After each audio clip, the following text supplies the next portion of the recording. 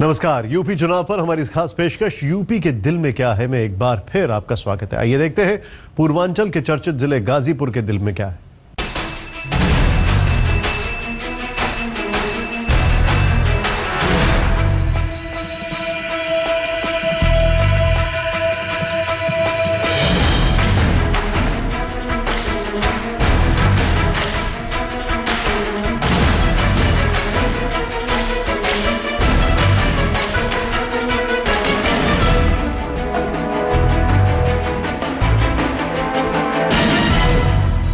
आप देख रहे हैं आज तक, आपके साथ मैं हूं अंजना ओम कश्यप। बनारस से 80 किलोमीटर दूर गाजीपुर का रंग ही अलग है।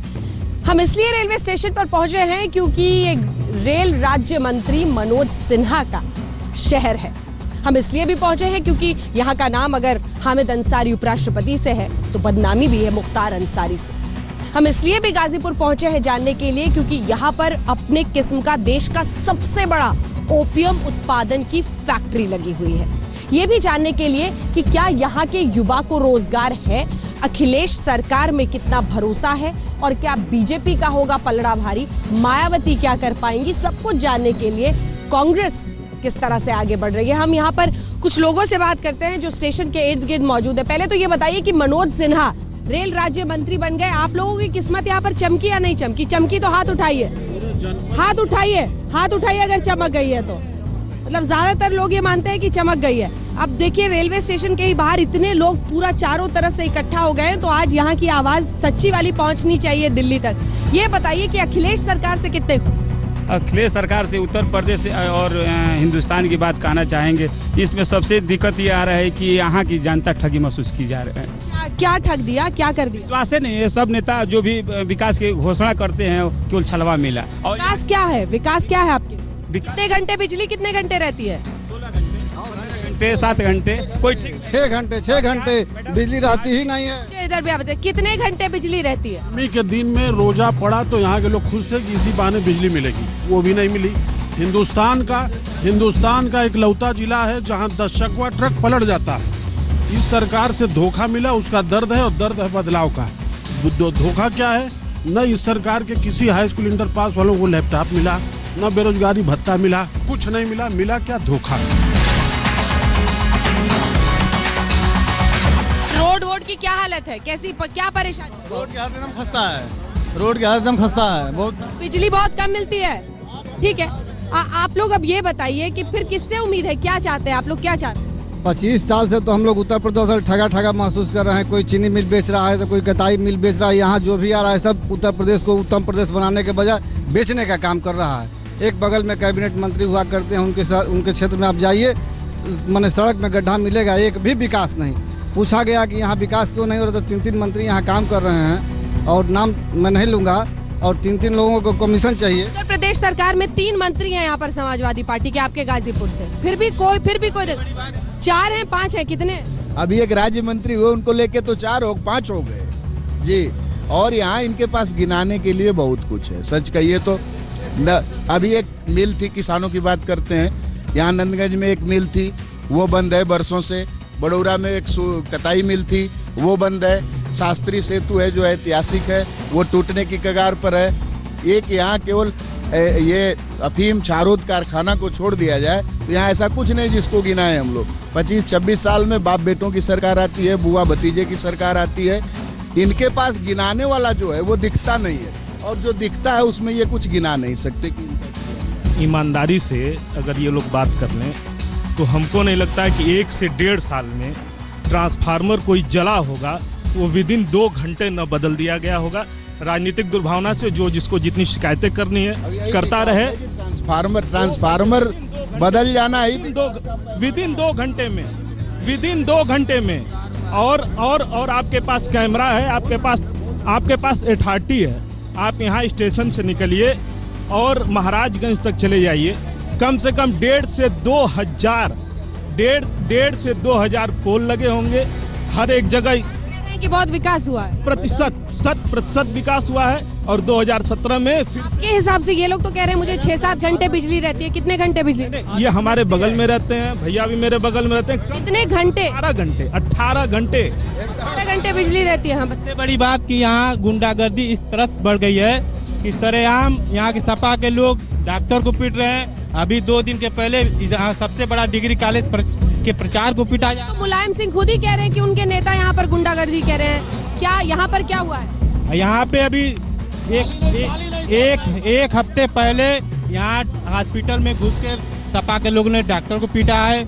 अभी 3 दिन पहले यहाँ की सबसे बड़ी डिग्री कॉलेज के प्रचार को पीटा है और खुलेआम घूम रहे हैं। प्रशासन कोई कुछ नहीं कर रहा है। प्रशासन मदद ही कर रहा है। स्टेशन मार्ग से लेकर रोडवेज मार्ग तक सन 1990 से लेकर 2016 तक अभी तक इस रोड का मार्ग नहीं हुआ, मरम्मत कार्य नहीं हुआ। कोई भी गाड़ी, लग्जरी गाड़ी हुआ, 4 व्हीलर हुआ, 2 व्हीलर हुआ, रिक्शा हुआ, कि आदमी जाते जाते परेशान हो जाता है कि जिसकी सस्पेंशन टूट जाती है। तो विधायक निधि से कागज पे पैसा उतर गया है इस रोड का।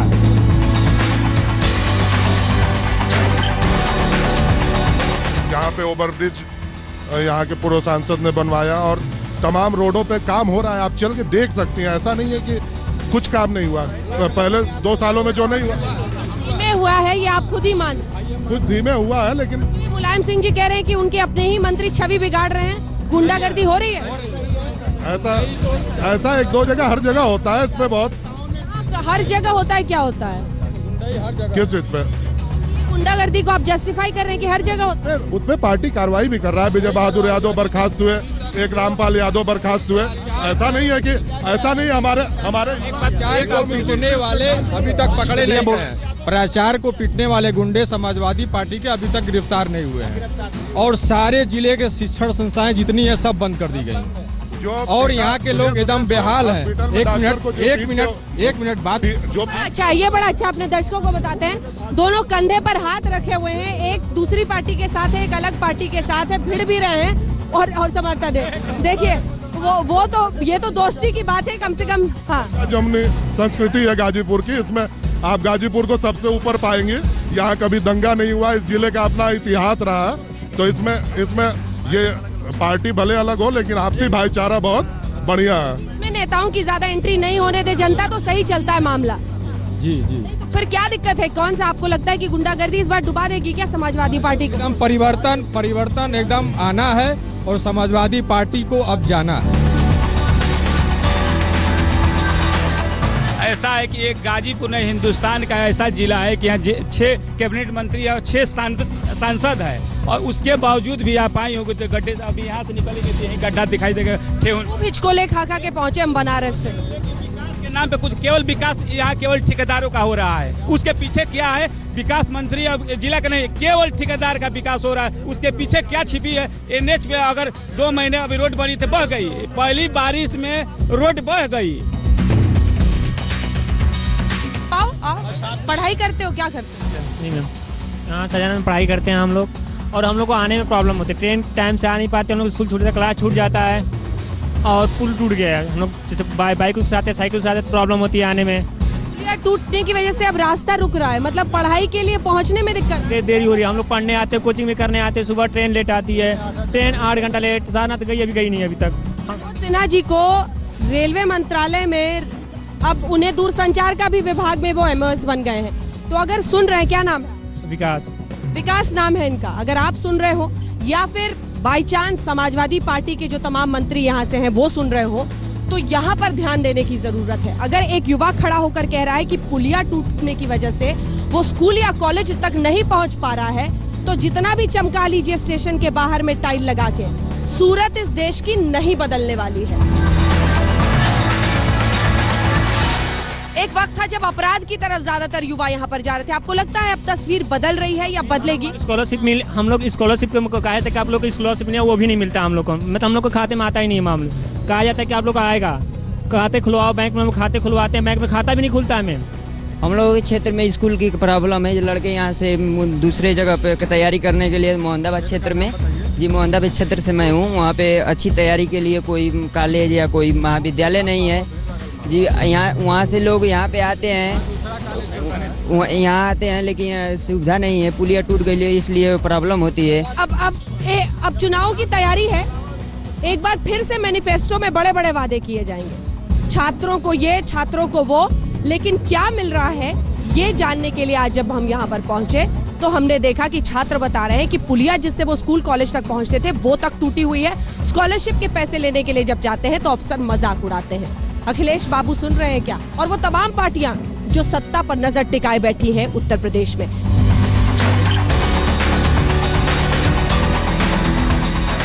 अंग्रेजों के जमाने का गाजीपुर, जी हाँ, लॉर्ड कॉर्नवालिस का यहाँ पर मकबरा है और अक्सर अब ये पिकनिक स्पॉट बन जाता है गाजीपुर के लोगों के लिए।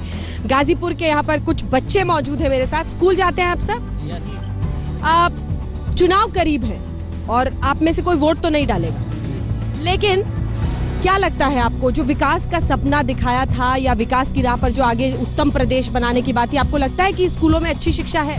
जी हाँ। आपको लगता है कि है? नौकरी लगेगी, भरोसा है? जी। तुम्हें लगता है? लगता है, थोड़ा डगमगा रहे हो। बस पूरा 90-99% है, नौकरी मिल सकती है। क्या सपना है? आपको लगता है कि सड़कों पर बिजली उसको लेकर जो कुछ होना था वो हुआ है? हाँ, हुआ, सड़क बनी है। जी। बिजली कितने घंटे रहती है? 16-17 घंटे रहती है। जी जी जी। तो आपको, आप लोग इस सरकार से खुश हो? मतलब हम माने जी खुश। ब्रेक के बाद आपको बताएंगे कि गाजीपुर में यूपी में बिगड़ती कानून व्यवस्था बड़ा चुनावी मुद्दा है। आइए आपको बताते हैं कि गाजीपुर में लोगों का इस मुद्दे पर क्या कहना है।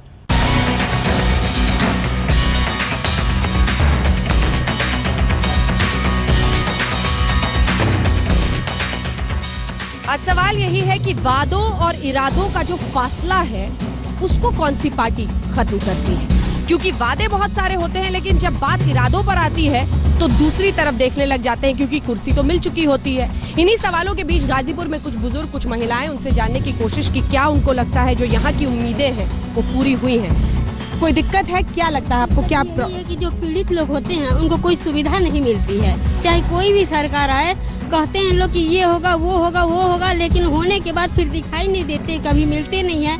अब पीड़ित महिलाओं के साथ इतना अत्याचार किया जाता है, उसके साथ प्रशासन भी शामिल है।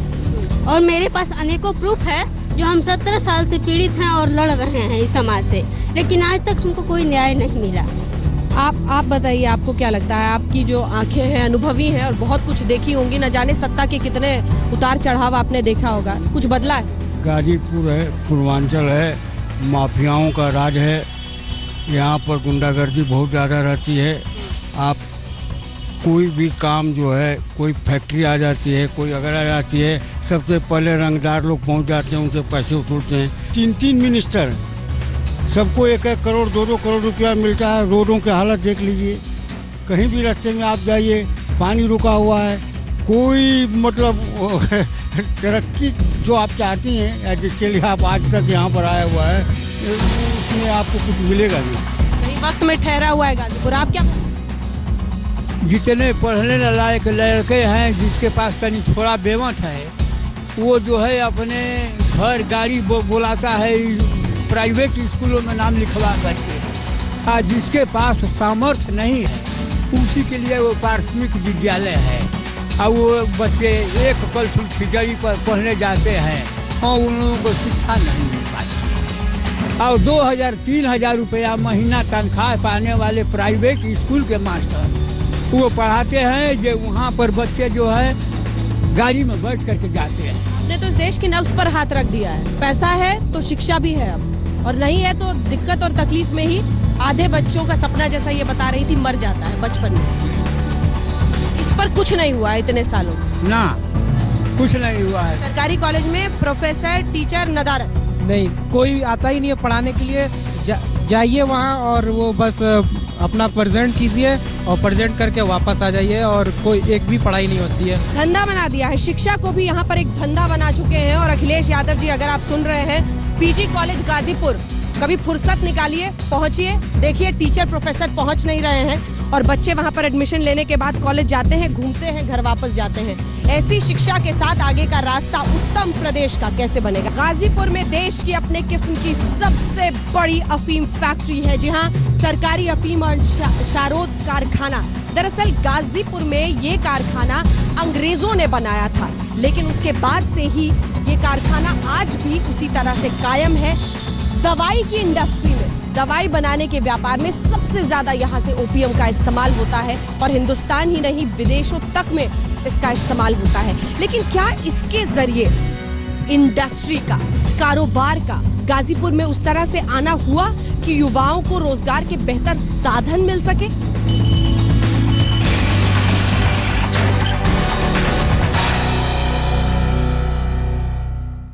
यूपी चुनाव के इस खास बुलेटिन में आज बस इतना ही। कल फिर होगी मुलाकात।